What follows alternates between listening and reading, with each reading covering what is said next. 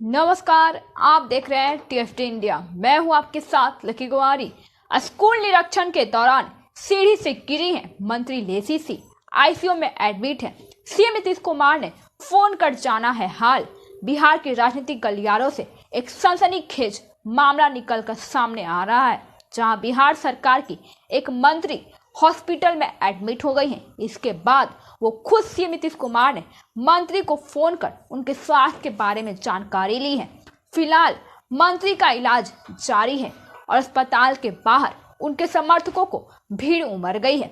और साथ ही में जानकारी के मुताबिक बिहार सरकार में खाद्य और उपभोक्ता संरक्षण विभाग के मंत्री भी लेसी सी पूर्णिमा के जिला स्कूल में उत्तरायण क्लास योजना का निरीक्षण करने गई थी। इसी दौरान वे सीढ़ी से उतरने के क्रम में वे गिर गई और जिसके बाद आनन फानन में उन्हें उम्मीद में हॉस्पिटल में भर्ती कराया गया। इस घटना में लेसी सी के भी दाहिने हाथ में चोट आई है।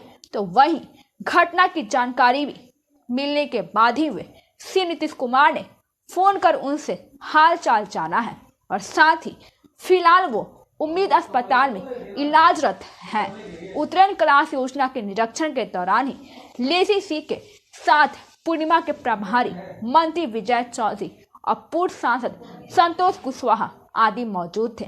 मंत्री लेसी सी पूर्णिमा में एक स्कूल के निरीक्षण के दौरान ही सीढ़ियों से गिर गई। उन्हें कमर और हाथ में गंभीर चोट आई है और पूर्णिमा के ही लाइन बाजार इलाके में उम्मीद अस्पताल में उन्हें भर्ती कराया गया और अभी वे आईसीयू में है। घटना की जानकारी मिलने के बाद ही सीएम नीतीश कुमार ने उन्हें फोन कर हाल चाल जाना है और साथ ही में लेसी सी पूर्णिमा के धमदाहा विधानसभा से विधायक है और वर्तमान में जदयू कोटा से बिहार सरकार में भी उपभोक्ता संरक्षण मंत्री है। वे सीएम नीतीश कुमार के करीबियों में से एक हैं और सीमांचल और कोसी में उन्हें आयरन लेडी के तौर पर भी जाना जाता है।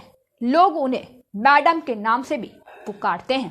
इसलिए बिहार विधानसभा उपचुनाव के पहले सीएम नीतीश ने बुलाई है बड़ी बैठक।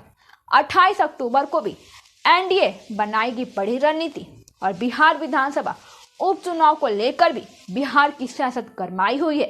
13 नवंबर को बिहार के 4 सीटों पर विधानसभा उपचुनाव होना है। इसी बीच सीएम नीतीश ने 28 अक्टूबर को बड़ी बैठक बुलाई है। सीएम नीतीश ने एनडीए की बड़ी बैठक बुलाई है और बैठक में एनडीए के सभी नेता भी शामिल होंगे और विधानसभा उपचुनाव को लेकर भी रणनीति तैयार करेंगे।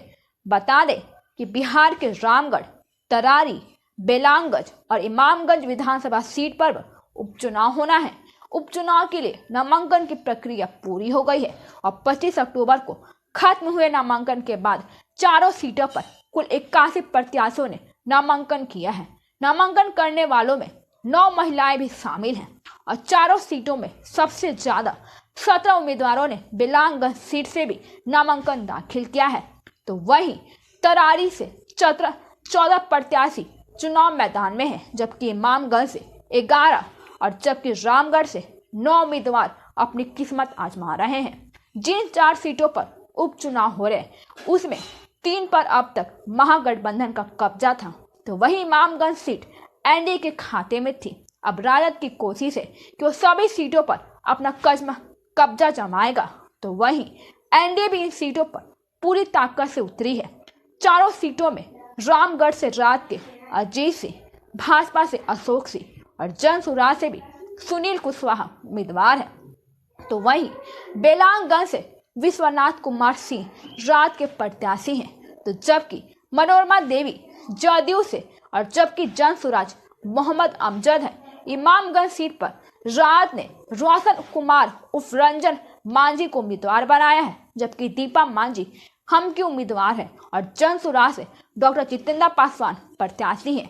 तरारी सीट पर राव तैयारी राजू यादव सीपीआई एमएलए के प्रत्याशी हैं, जबकि विशाल प्रशांत बीजेपी और किरण सिंह जनसुराज से उम्मीदवार है। इसके अतिरिक्त इन सीटों पर अन्य प्रत्याशी भी मैदान में हैं, जिनकी कुल संख्या 51 है। वही नामांकन प्रक्रिया भी 25 अक्टूबर को खत्म हो गई है और नामांकन पत्रों की जांच 28 अक्टूबर को होगी और पर्चों की वापसी की अंतिम तिथि 30 अक्टूबर है। 13 नवंबर को वोटिंग होगी और 23 नवंबर को मतगणना के साथ परिणाम जारी होंगे। वोटिंग कम ना हो सके इसलिए छुट्टी का ऐलान हो गया है और सामान्य प्रशासन ने विभाग ने 13 नवंबर को उपचुनाव वाले इलाके में वेतन सहित सार्वजनिक अवकाश की अधिसूचना भी जारी कर दी है। धन्यवाद। आगे की जानकारी के लिए देखते रहिए TFT इंडिया।